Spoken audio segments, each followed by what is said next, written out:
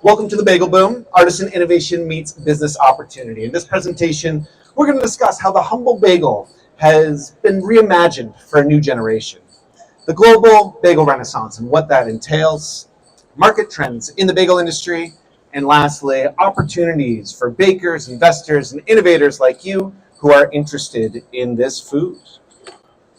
A little bit about my qualifications and why the heck I'm qualified to speak on this. So as Karen mentioned, I'm known as New York's Bagel Ambassador. Bagels have always been my favorite food. I grew up in Worcester, Massachusetts, eating Dunkin' Donuts and Panera and grocery store bagels, what I now lovingly refer to as bagel-shaped bread.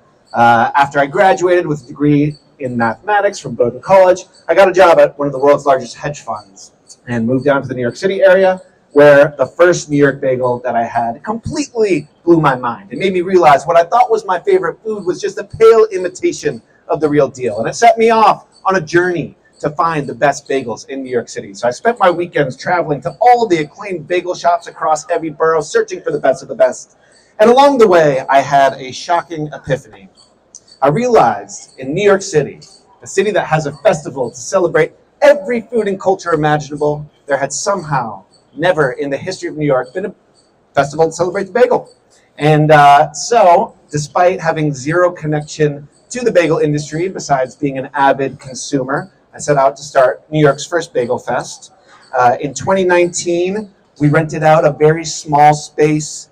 We had a very DIY setup where my fiance, my friends, and I went around, Ubering around New York to pick up our favorite bagels and spreads, hoping that 100 friends and family would show up to eat, taste, and celebrate this delicious food. To our surprise, we had over 350 strangers who rolled through because they were excited about eating bagels and celebrating bagel culture. The following year, I thought perhaps we could double attendance to 700 people, and we had over 1,600 bagel enthusiasts come through. Over the years, Bagel Fest has continued to grow, and it now takes place at Citi Field out in Queens where the Mets play. We have thousands of attendees and hundreds of bagel makers from all over the world, including a few in this crowd right now, a few Bagel Fest alumni who come together to eat, taste, celebrate. And it's become a platform to really shine a light on these artisans who are bringing this amazing food into their local communities. Some of our top winners, like Oren from Starship Bagel right here, and Pop-Up Bagels, who we'll get into in a little bit, have leveraged this recognition into great success for their business. And yeah, it's quite astounding. Because of Bagel Fest, we've been able to connect with hundreds of bagel makers from all over the world, Asia, South America, the Caribbean, almost every single state. And that's given us this really global bird's eye view into the state of the bagel industry. I like to say that we are the Switzerland of the bagel world because we're a neutral party, we're friends with everybody, and our goal is ultimately to celebrate and promote bagels and the bagel industry and the people behind it worldwide. And because of this unique role that we play in the ecosystem, it's given us the opportunity to have candid and transparent conversations with bakers to understand, and business owners to understand the challenges that they face and what they're doing to solve that as they seek to grow. So that is kind of what we're going to cover today, is the state of the bagel industry and how it is going to grow moving forward. But before we go forward, we have to look back and we have to talk about what is the bagel. Like, I think we all have very different perceptions of what a bagel is in the first place. And to baseline, we have to trace its history and its unlikely rise to becoming this iconic bread. So the bagel was born as a response to anti-Semitic roots in 17th century Poland. The very first written account that we have it is from the year 1610. And it was born because of prohibitions that prevented Jewish bakers from making bread. So the loophole to get around it is that the Jewish bakers would boil their dough before they baked it, and it wasn't technically considered bread. This is why bagels are known as a Jewish food. It was born out of necessity for the Jewish community over 400 years ago. Now, in the 1800s, when Jewish immigrants left Eastern Europe and settled in places like London, Montreal, and New York City, they brought bagels with them. Because when you move to a new place, what is your connection to home but through food? And in each of these cities, they developed their own unique bagel culture, New York chief among them. Now, in New York City, where the bagel bakeries rose up, the bakers worked in really terrible conditions. They were stuck in subterranean basements, baking in front of coal-fired ovens with no ventilation. So the ambient temperature could get to over 120 degrees, which meant even in the dead of winter, these bakers would strip down to their underwear and bake sweaty and naked. They worked such long shifts that they would often sleep on the sacks of flour because it didn't make sense to go home in between. And there were so many immigrants coming to New York that if you didn't want to do the job, well, guess what? Somebody was ready and willing to take your place. It was such a bad job that in Yiddish, the worst curse that you could say to someone was liegen in dirt and backen bagel, which means, may you lay in the ground and bake bagels. This lasted until the bakers banded together to form the Bagel Bakers Union Local 338. And the Local 338 fought for better working conditions, better wages, better benefits, and turned bagel baking into a lucrative and desirable craft. By the 1950s, bagel baking had become the most desirable and lucrative bakery job in the entire country. And probably the number one FAQ that I get is, well, isn't it the water that makes New York's bagels great? It is the people. It's my professional opinion that it is the people. And it all started with the union and banding together to hold on to the secrets and the training and ensure the enforcement of quality standards. Now, the demise of the union came in the 1950s when an inventor by the name of Daniel Thompson created a machine that could produce bagels at 4 times the speed as a union member using unskilled and much cheaper labor. And so finally, these bakery owners had leverage to fight back against the union. The union collapsed and disappeared. And the 1960s was the real pivotal moment for the bagel. A man by the name of Murray Lender. Does anyone here know Lender's Bagels? Remember Lender's Bagels? Yes? So this was the original frozen grocery store bagel. Murray Lender had this insight that with the bagel rolling machine and the technique of pre-slicing and freezing bagels, he could cash in on the frozen food craze that was sweeping the United States in the 1960s and make a fortune. And he really single-handedly introduced bagels to the American public. He took it from this ethnic Jewish food that was popular in New York City and other Jewish communities and brought it to the masses. And without him, we would not be here today. And I think, that is how most people think about bagels, because that is how they're introduced. It's from this frozen grocery store product or this bread that you can get on the grocery store shelves. And it's usually something like either a couple of flavors, maybe blueberry, cinnamon raisin, everything. Because this is how most people have been introduced to it if you didn't grow up in the Northeast. And this has completely changed.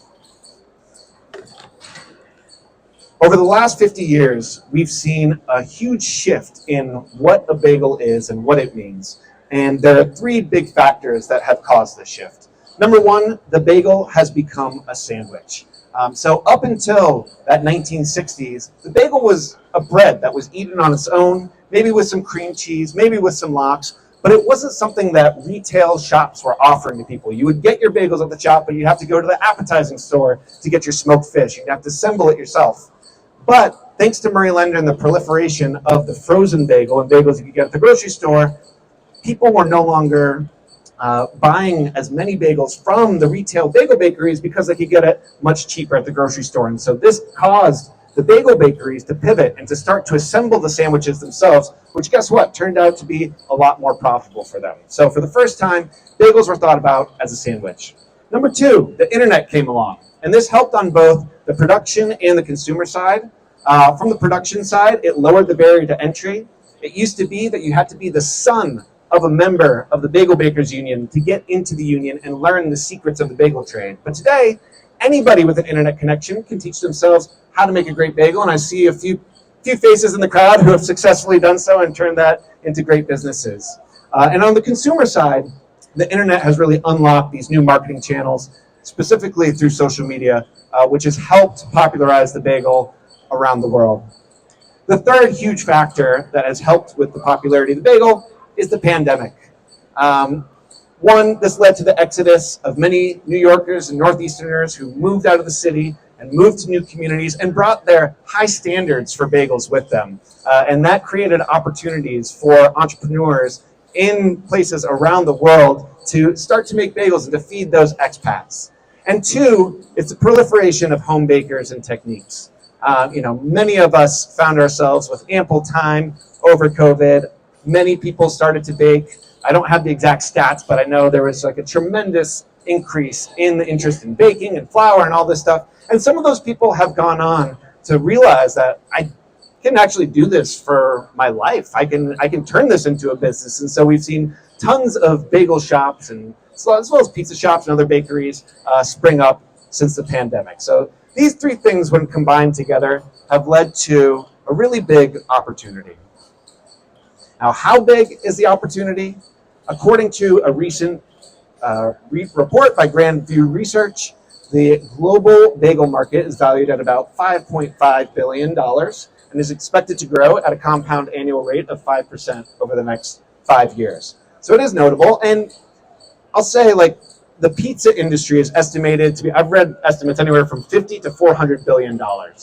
So it's significantly larger than what the bagel market is right now, which to me just signifies the amount of opportunity that is out there and how much room there is for the bagel industry to go. I don't know if it'll ever get to the size of the pizza industry, but there is a ton of room for the industry to grow. And that's especially true outside of the Northeast strongholds where bagels have been popular for a long time. The New York Times has talked about how the best bagels in America are being made in California by none other than Emily Winston right here from Boy Chick Bagels. There is a bagel boom happening in China right now where it's an extremely trendy food. And in South Korea, the most popular bagel shop, the London Bagel Museum, just sold for $150 million. So we are kind of early on in this global bagel renaissance, but the opportunity is there. And we'll talk about now why bagels. Why? Okay, so there's like this big opportunity, but why is it? Why is it that this food is having such a global impact? I attribute it to three different things. Number one, it's a comfort food. Who here likes bagels? Okay, pretty much everybody, right? But it's in most places it's hard to find a good one. And so when you have someone who has that artisanship and has the knowledge and the skill to bring this food into your life in a way that isn't previously accessible, you're going to absolutely fall in love with that business. Number two, this is an icon of New York City. When you think of New York food, you think of pizza and you think of bagels. And so we see entrepreneurs kind of cashing in on that built-in marketing that comes with associating with one of the most famous cities in the world. And number three, bagels are extremely versatile and extremely flexible. There are many different ways to consume it. You can have it on its own, you can have it with cream cheese, you can have it as a sandwich, as we just talked about. At the top, I mentioned I was a math major in college. I've crunched the numbers, and in a standard bagel shop, there are about 168 million possible unique combinations that you can make between bagel and cream cheese and topping. And so really, there are infinite varieties. You can infuse your local culture into it. You can do an Old Bay bagel if you're in the Maryland area. You can do a barbecue bagel if you're down in Texas. And so it's this canvas that these artisans are using to create these amazing things that infuse their local culture and bring in their community to their businesses. So here's the juicy part. How are people attacking this opportunity? What are the trends that we're seeing in the bagel industry? There are kind of three things that I want to talk about here. One is there's been a huge proliferation of cottage bakers, people that are selling at farmers markets. Many of them are on a track to open their first brick and mortar. But again, the resources, the knowledge, the information for how to make this, and the availability of shared kitchens and commercial kitchens where they can bring this vision to life is really spreading across the country. I think one great example is Barrett's Bagels in Madison, Wisconsin, who, if anyone is on Instagram, I definitely recommend following. He is on track to opening his brick and mortar, and he's extremely transparent with that journey and what that looks like. The second big trend that we're seeing are this explosion of retail bagel shops that are really sandwich shops. I think Courage Bagels in Los Angeles is a great example of it. They have helped popularize this kind of open-faced bagel sandwich model and have actually made it prohibitively expensive to buy bagels on their own or to buy dozens of bagels. A bagel there costs almost $4. A dozen bagels costs almost $50. And so they really want you to eat the sandwich because, again, that is where the money lies for them. The third distribution opportunity, the third trend that we're seeing are these established retailers who are going after new distribution channels with innovative products. So for example, we've got CPG products, Black Seed Bagels and Zuckers. have come out with par-baked frozen bagels that are distributed through grocery stores like Whole Foods in the Northeast. There are dozens of old school bagel shops who are now leveraging Goldbelly and nationwide shipping to serve their food into communities beyond their own. They're reaching like a nationwide audience now. And so there's many different ways that people are going after this huge opportunity when it comes to bagels.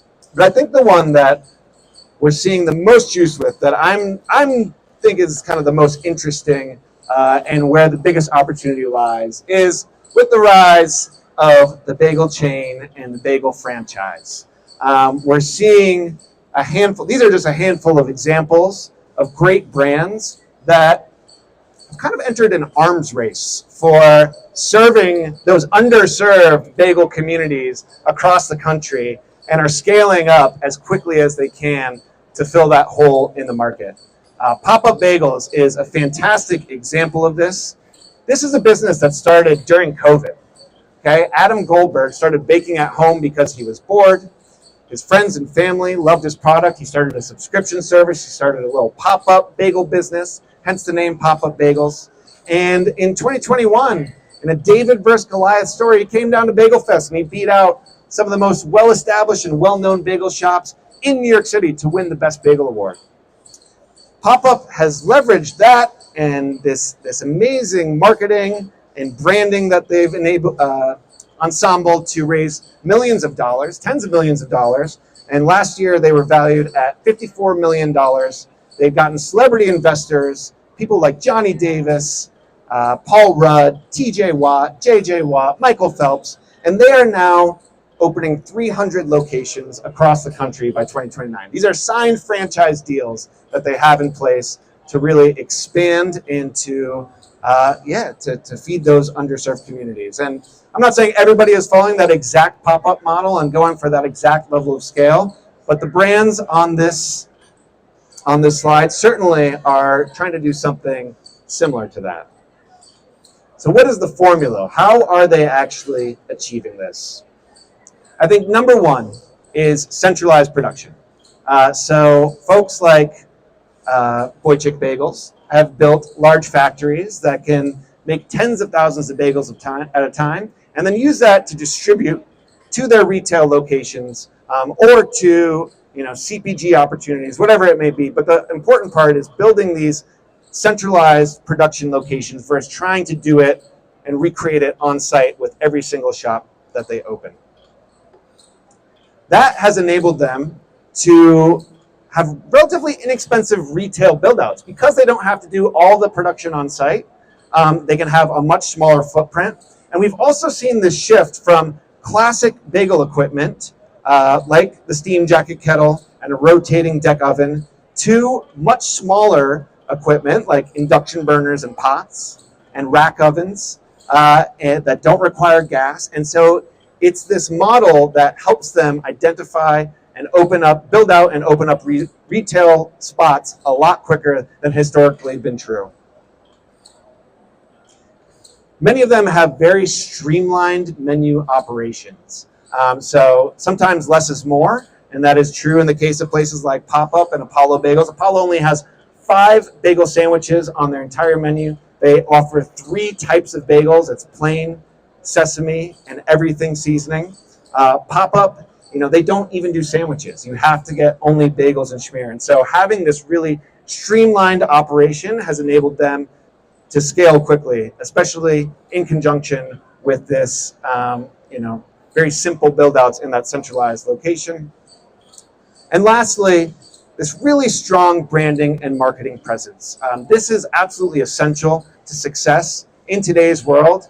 We've never been in a noisier environment than we have with social media, and having this brand that can cut through the noise, which you may achieve through traditional media, as H&H Bagels did, being featured on Seinfeld back in the peak when Seinfeld was the most popular show in the country, or Pop-Up Bagels, who have managed to secure all of these celebrity investors and build this hype and get on social media, or Call Your Mother Deli, which has really playful, distinctive branding as a Jewish deli that has really resonated with consumers. And these three things, or these four things combined, have resulted in the Bagel Boom. What great timing with that. I did not coordinate that. So we are in the midst of this really exciting opportunity for people in all walks of life of the bagel industry. Our next event, our next Bagel Fest, is Sunday, November 16th at Citi Field. I hope if you have a curiosity and interest in this food, in this industry, then you will join us there. And yeah,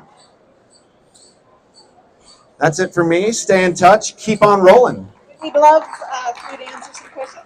Yeah, absolutely. Any questions? Raise your hand. I'll give you the mic. Any questions? How do bagel vendors become part of your Bagel Fest? How does that happen? Come chat with me. Come talk. Yeah. We've got like an application process. So we curate a lineup of the best bagel makers in the world. And so we have an application process where our team will evaluate, your product, your story, how you fit into the festival. We try to represent different regions of the country and different regions of the world as much as we can. Of course, about half of our bagel vendors are from New York, but half are from outside of New York. And I think it's really important that we tell the story of how this food has evolved from this kind of New York thing into a global thing. I'm going to ask a question. Yeah? So the bagel that I kind of grew up with was the lender's bagel, but then the bagel that I learned in baking school was like the straight dough, straight lean dough, no pre-ferments, no time dough, no fermentation on it. But I think we're seeing a lot of different styles of dough, like made into a bagel shape, and I wonder if you could talk a little bit about that. Yeah, there are like infinite ways. There's 1,000 ways to skin a cat, right? And there's no one right way to do it. I think it's what's right for your business, your tastes, your community. We're seeing a large rise of sourdough, which dovetails nicely with the last presentation for those that were here. People are really interested in this lighter, kind of healthier version, like less heavy version of a bagel that's easier to digest. But there is this really traditional New York style. There's the Montreal style of bagel. But I think the thing that I've seen is how resourceful bakers are. You have to work with whatever ingredients are available to you locally. And if you're not in a place where it's easy to get a high gluten flour, a barley malt syrup, they're inventing new ways to do it. I think the tension that is difficult for me is like, what is a bagel? Where is that line drawn? At what point does it stop being a bagel and start becoming something else? It's an evolutionary process, and we're still working on defining that on a regular basis. Maybe we can have a debate. That'll be our next. The great bagel debate. Bagel debate. Yeah. Absolutely. Other questions? Any questions from the audience?